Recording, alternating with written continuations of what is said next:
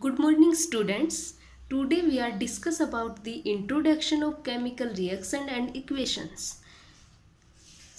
First of all, some question arise. What are the chemical reaction and equation?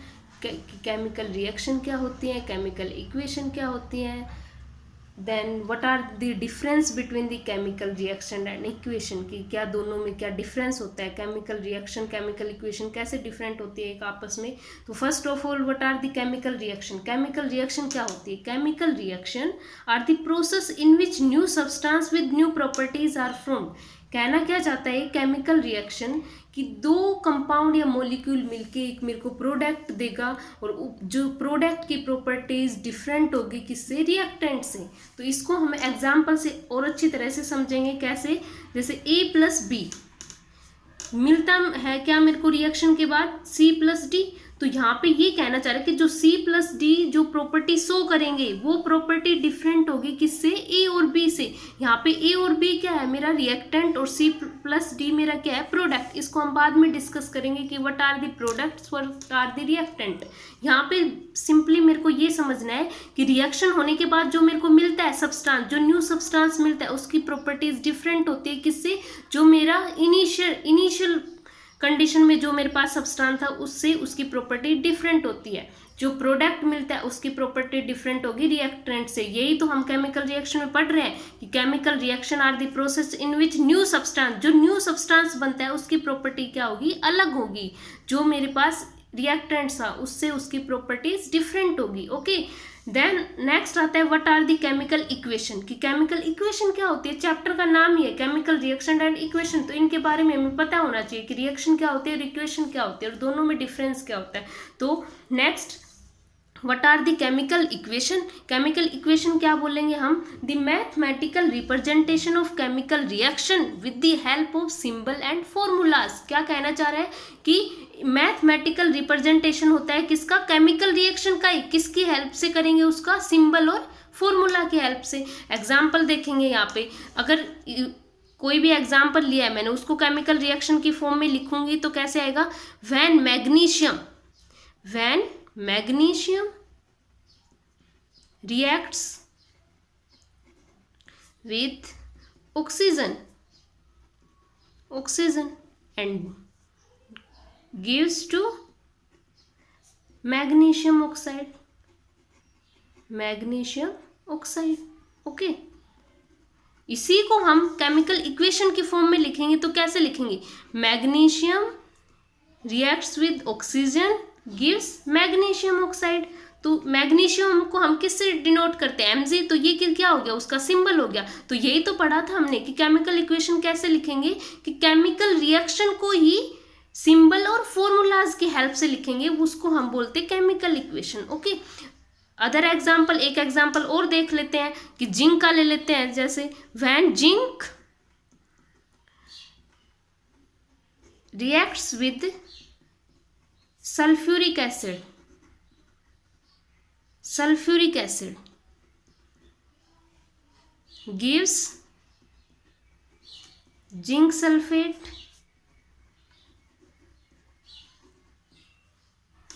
and hydrogen gas.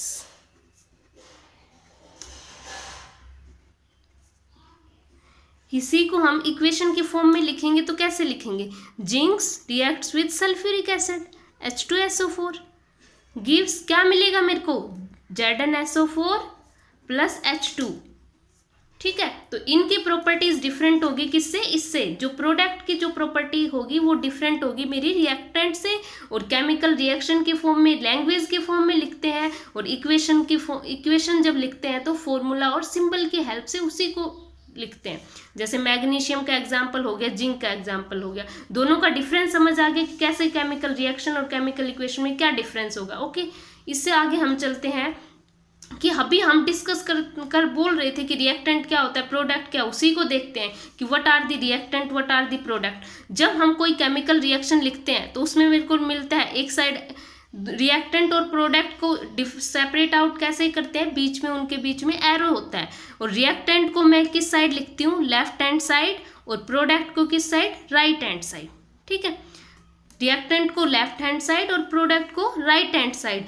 कई बार ऐसा होता है, हर reaction में mostly होता है कि रिएक्ट एरो के ऊपर कुछ ना कुछ लिखा रहता है, तो वो मेरी क्या होती है, रिएक्शन कंडीशन। अब रिएक्शन कंडीशन हम किसको बोलते हैं, रिएक्शन कंडीशन हम उनको बोलते हैं जो मेरा प्रोडक्ट बनाने में हेल्प करता है, जो मेरे को प्रोडक्ट देने में मदद करता है। अगर वो रिएक्शन कंडीशन मैं उस रिएक्शन में नहीं देती हूँ तो मेरे को प्रोडक्ट नहीं मिलेगा, जो मैं चाहती हूँ वो प्रोडक्ट नहीं मिलेगा। अब रिएक्शन कंडीशन टेम्परेचर भी हो सकता है, टेम्परेचर भी हो सकता है, प्रेशर भी हो सकता है, कैटलिस्ट भी हो सकता है, ओके, कुछ भी हो सकता है। लेकिन जो रिएक्शन हमें चाहिए और उसकी जो हम रिएक्शन कंडीशन उसको प्रोवाइड नहीं करवाएंगे तो हमें जो चाहिए वो प्रोडक्ट नहीं मिलेगा, ओके। तो ये पता चल गया कि रिएक्टेंट लेफ्ट हैंड साइड में लिखते हैं, प्रोडक्ट राइट हैंड साइड में लिखते हैं, ठीक है। रिएक्टेंट जो मेरे पास, रिएक्टेंट क्या होता है, जब रिएक्शन मेरी स्टार्ट नहीं हुई है उस टाइम मेरे पास जो सब्सटेंस रहता है उसको हम बोलते हैं रिएक्टेंट। और जब मेरी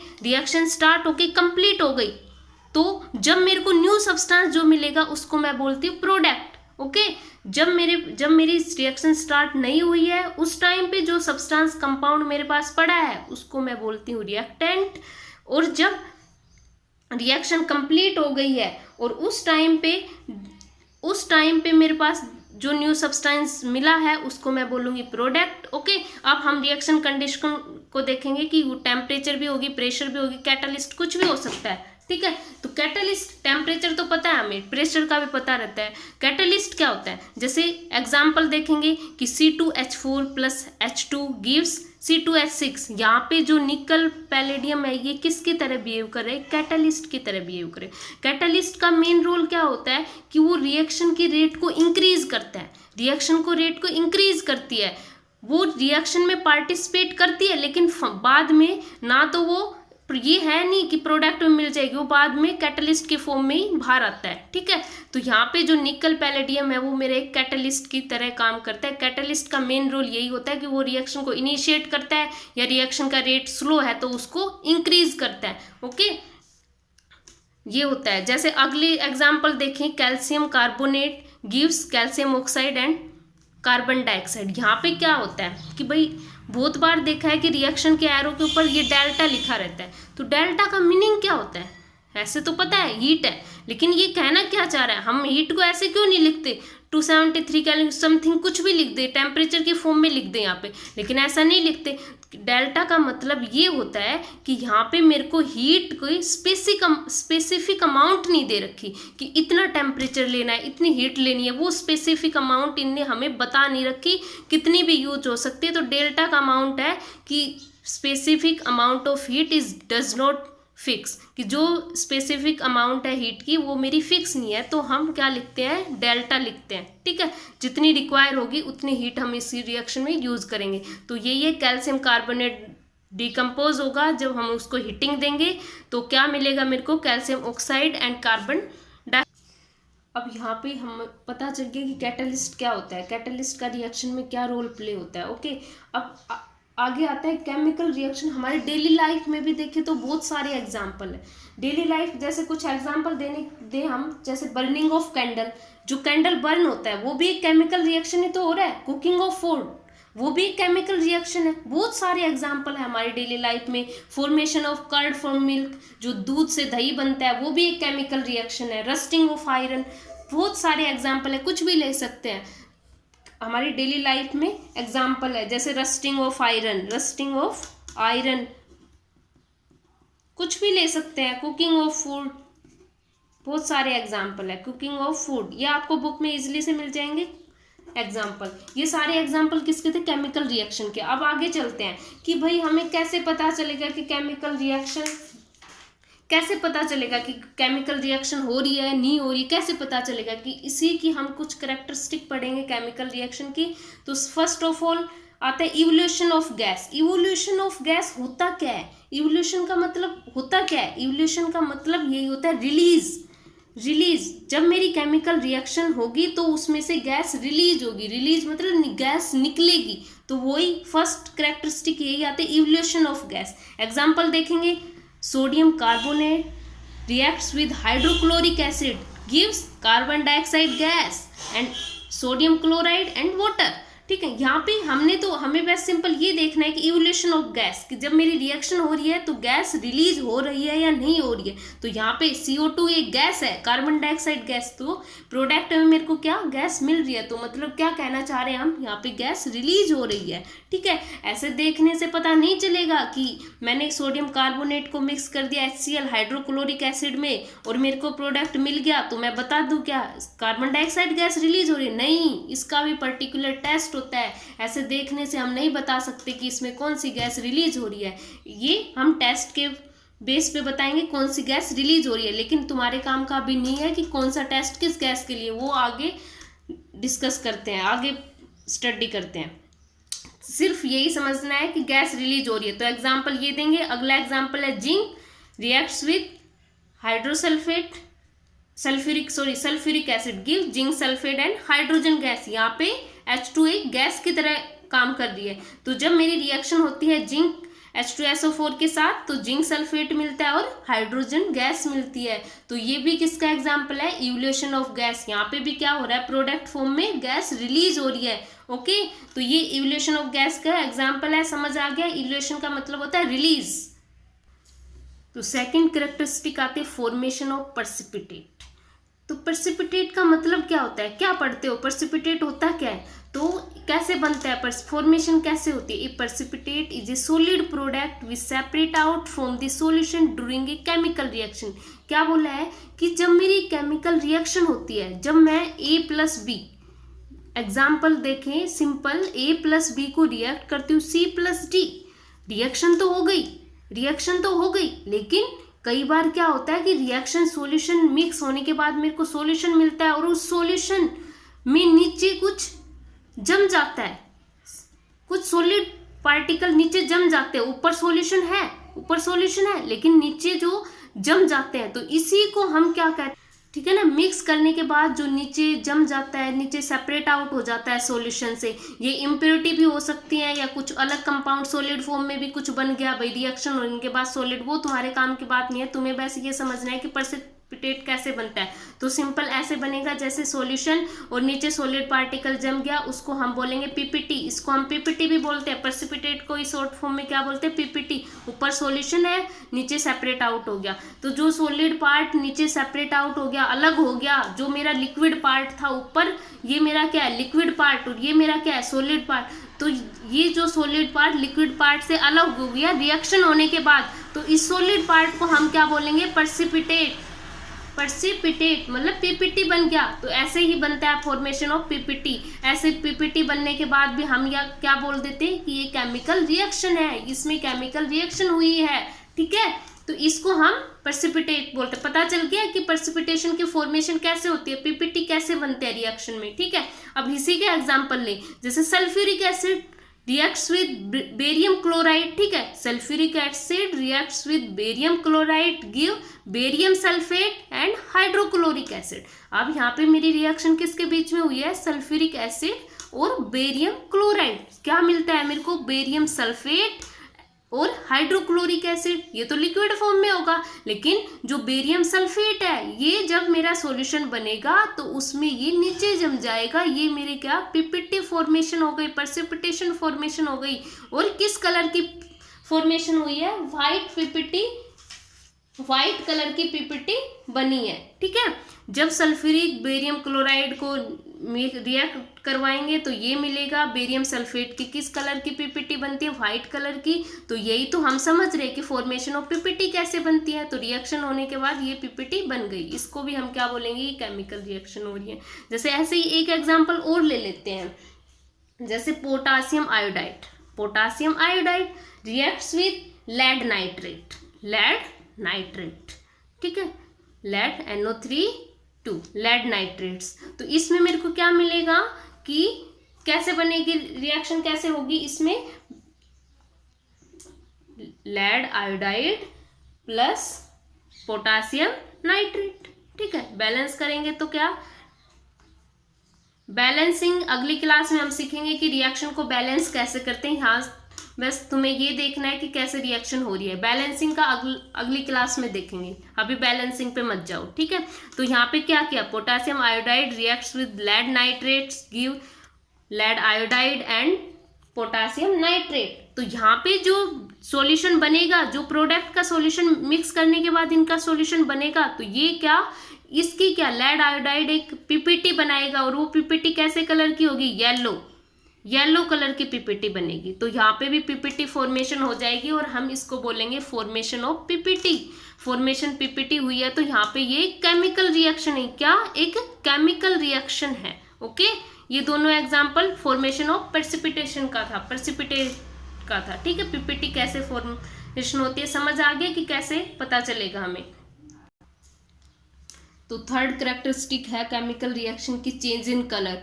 कि चेंज इन कलर का मतलब क्या है कि रिएक्टेंट में जो रिएक्टेंट है सब्सटेंस, उसका कलर कुछ और हो, और केमिकल रिएक्शन होने के बाद जो प्रोडक्ट मिलता है उसका कलर कुछ और हो, तो हम उसको भी क्या बोलेंगे कि ये केमिकल रिएक्शन हुई है। ठीक है, दोनों का कलर डिफरेंट हो। जैसे एग्जाम्पल देखेंगे हम, यहाँ पे एग्जाम्पल देखते हैं, जैसे K2Cr2O7, इसको क्या बोलते हैं, पोटासियम डाइक्रोमेट। क्या बोलते हैं, पोटासियम डाइक्रोमेट। रिएक्ट करवाते हैं SO2, पोटासियम डाइक्रोमेट का कलर कैसा होता है, ऑरेंज। कैसा कलर होता है, ऑरेंज। ठीक है, SO2 को एसिडिक फॉर्म में लिया है, एसिडिक फॉर्म। ठीक है, एसिडिफाइड लिख देते हैं, कई बार लिखा होता है, तो उसका मतलब यही होता है कि SO2 यहाँ पे जो एक एसिड का काम कर रहा है वो एसिडिक फॉर्म में है यहाँ पे। ठीक है, तो यहाँ पे जब इनकी हम रिएक्शन करवाएंगे तो जो प्रोडक्ट होगा वो मेरे को क्या मिलेगा, ग्रीन कलर का। जो मेरे को सॉल्यूशन मिलेगा वो मेरे को क्या मिलेगा, ग्रीन कलर का। तो हमने चेंज इन कलर में क्या पढ़ा है कि जो रिएक्टेंट होगा वो तो मेरे पास क्या, ऑरेंज कलर का था, लेकिन जो फाइनल में मिला मेरे को मिक्स SO2 मिक्स करने के बाद तो क्या, ग्रीन कलर का। तो मतलब चेंज इन कलर। तो यहाँ पे केमिकल रिएक्शन हुई है, प्रोडक्ट का डिफरेंट कलर है, रिएक्टेंट का डिफरेंट कलर था। ठीक है, तो ओके। नेक्स्ट एग्जाम्पल अगर देखें, एक और एग्जाम्पल देखते हैं, ज़्यादा अच्छे से समझ आ जाएगा। जैसे KMnO4, ठीक है, KMnO4, इसमें हम लेमन जूस डाल देते हैं, लेमन जूस। ठीक है, लेमन जूस। ओके, KMnO4 कैसे कलर का होता है, पर्पल। कैसे कलर का होता है, पर्पल। ठीक है, जब हमने इसको लेमन जूस में डाला इसको, तो एक सॉल्यूशन तैयार होगा, और वो सॉल्यूशन कैसा तैयार हुआ, कलरलेस। कलरलेस मतलब कोई कलर नहीं है उसका।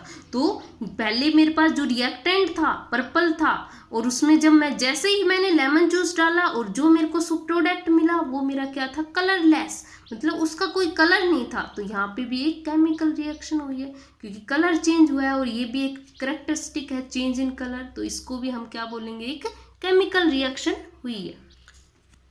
नेक्स्ट आती है fourth characteristic of chemical reaction की चेंज इन टेम्परेचर।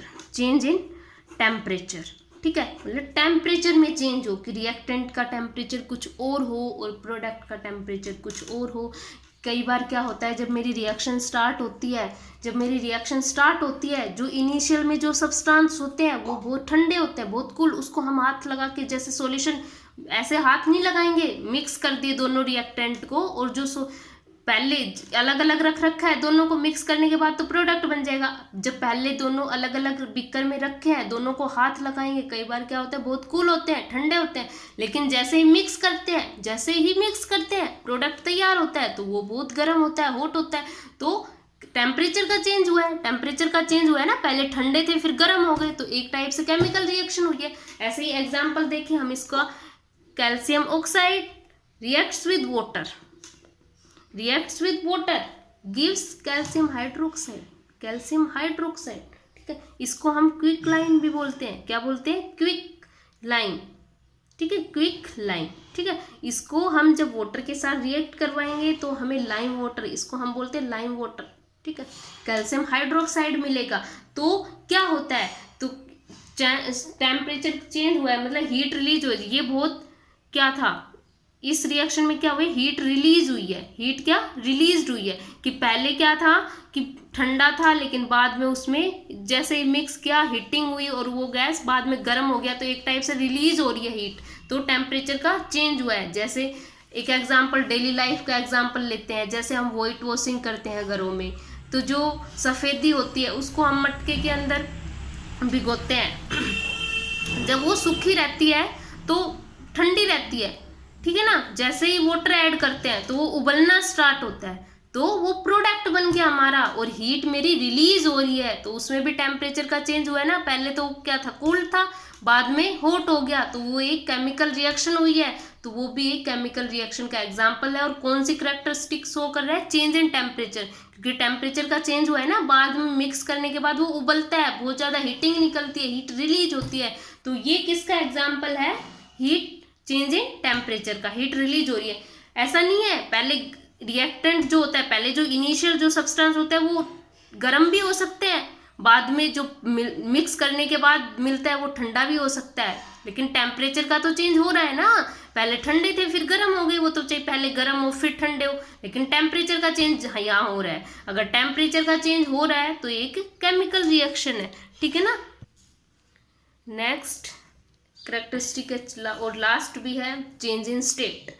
कहना इसका मतलब क्या है, चेंज इन स्टेट मतलब स्टेट का चेंज होना, कैसे कि लिक्विड से गैस में चेंज हो जाए, सॉलिड से लिक्विड में, लिक्विड से गैस में, ऐसे कैसे कि रिएक्टेंट मेरा सॉलिड है और प्रोडक्ट मेरे को लिक्विड मिल जाए, तो एक टाइप से स्टेट चेंज हो गई ना, या रिएक्टेंट मेरा लिक्विड है और प्रोडक्ट मेरे को गैस मिल जाए, तो एक टाइप से क्या स्टेट चेंज हुई है ना, हुई है नहीं हुई, हुई है, ठीक है। तो इसका हम एग्जाम्पल, इसके तो बहुत सारे एग्जाम्पल है, अगर डेली लाइफ में देखें एग्जाम्पल इसका, burning of candle, burning of candle, ठीक है ना, burning of candle. Burning of candle क्या होता है, जैसे पहले क्या वो सॉलिड सा होता है, फिर उसको मेल्ट हो जाता है, तो एक टाइप से स्टेट चेंज हो गई ना, तो यही तो बोला है कि स्टेट चेंज होना भी एक केमिकल रिएक्शन ही है, कि हम देख रहे हैं कि भाई इसकी स्टेट चेंज हुई है, तो वो एक केमिकल रिएक्शन है, ठीक है। अगर ऐसे ही एग्जांपल जैसे आइस होती है, आइस होती है उसको बाहर रख देते हैं तो वो मेल्ट हो जाती है, और मेल्ट होके किस में, लिक्विड में कन्वर्ट हो जाती है, तो वो भी यहाँ पे क्या था, सॉलिड, और किस में कन्वर्ट हो गया, फिर हीटिंग लेने के बाद लिक्विड में कन्वर्ट हो गया, तो यहाँ पे सॉलिड से लिक्विड में कन्वर्ट हुआ है, तो मतलब स्टेट क्या, चेंज इन स्टेट, स्टेट क्या हुई है मेरी, चेंज हुई है, ठीक है ना। तो यही तो करेक्टरिस्टिक है इसकी, चेंज इन स्टेट, स्टेट का चेंज होना, सॉलिड से लिक्विड हो या लिक्विड से गैस भी हो, कुछ भी हो सकता है, या सॉलिड से गैस हो, एक टाइप से स्टेट चेंज हो रही है, तो यही है इसकी करेक्टरिस्टिक, चेंज इन स्टेट, ठीक है। सबसे अच्छा एग्जांपल है बर्निंग ऑफ कैंडल, ये हमारे डेली लाइफ में बहुत ज़्यादा यूज होता है, बर्निंग ऑफ कैंडल, ठीक है, स्टेट चेंज हो रही है, तो समझ आ गया, स्टेट का मतलब यही होता है, सॉलिड लिक्विड गैस किसी में भी आपस में चेंज हो तो वो एक टाइप से स्टेट चेंज हो रही है, और उसको हम क्या बोलेंगे, ये एक केमिकल रिएक्शन हो रही है, ठीक है। तो अगली क्लास में हम क्या पढ़ेंगे कि जो केमिकल मेरी रिएक्शन होती है उसको हम कैसे बैलेंस करते हैं, लिखते हैं कैसे बैलेंस का, भी एक पॉइंट आया था ना बैलेंस, तो उसको हम अगली क्लास में समझेंगे कैसे बैलेंस करते हैं। तो आज के लिए इतना ही, थैंक यू सो मच।